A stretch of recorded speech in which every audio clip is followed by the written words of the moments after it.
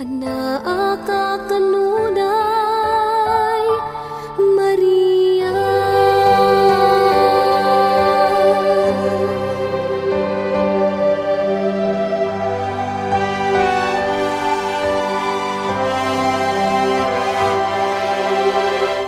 Ikaw ang amo kahayag sa nagngit-ngit namong kalang, gisangpit ka, giludhan ka.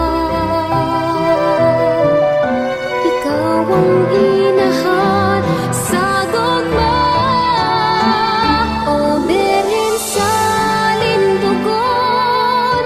Paniyak kami nagpasalamat kanimo,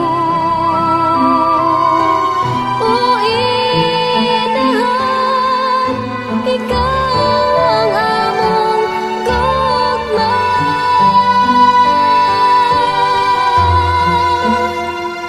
Sa kasakit ug kalipay,